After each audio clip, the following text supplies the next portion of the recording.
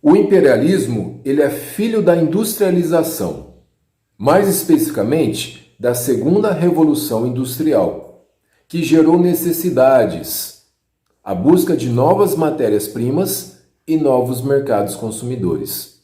Por isso, a solução foi uma nova corrida colonial para a África e partes da Ásia. Será o novo colonialismo ou neocolonialismo. E já perceberam que o assunto desta aula é o neocolonialismo, as origens. Vamos lá?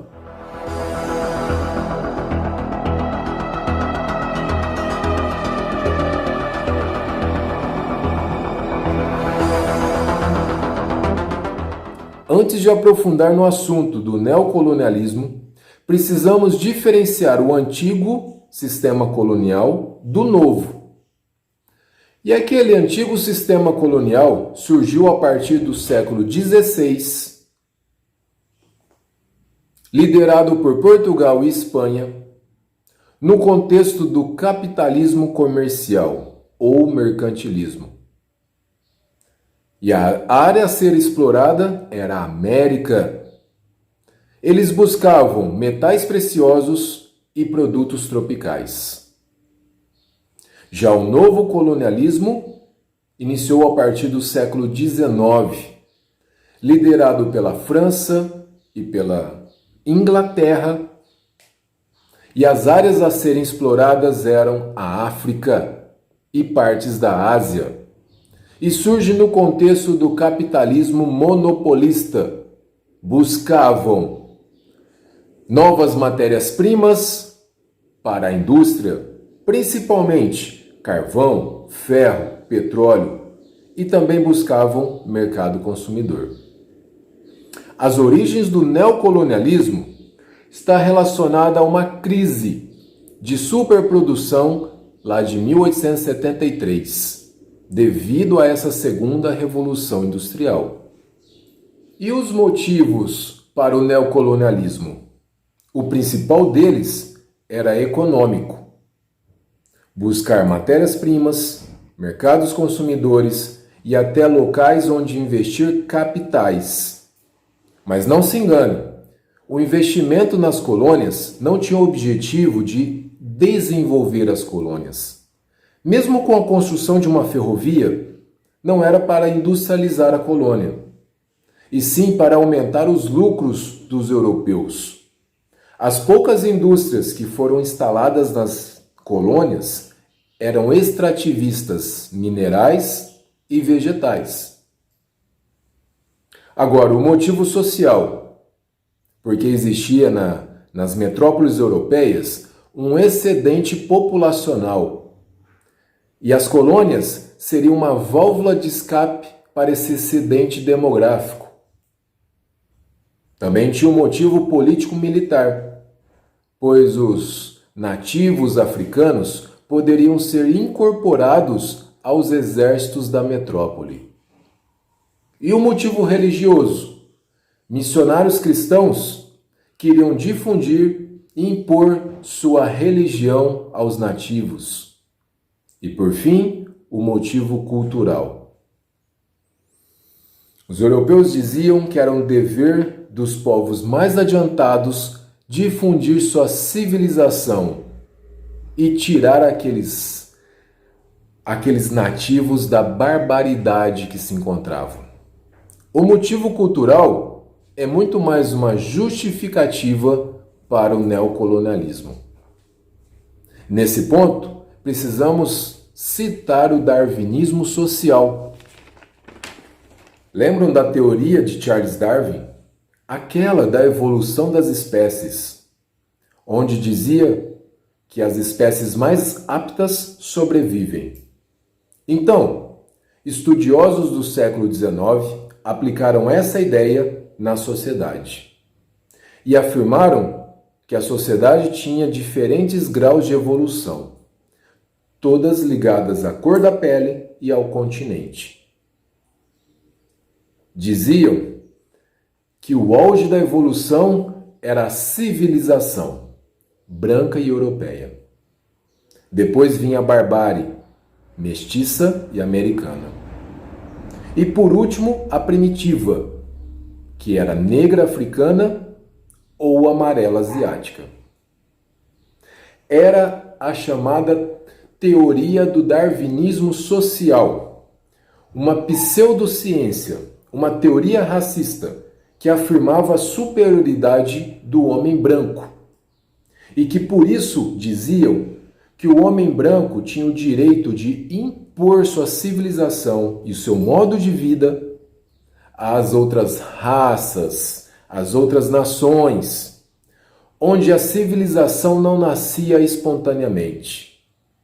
Era muito mais uma justificativa ideológica para a dominação imperialista.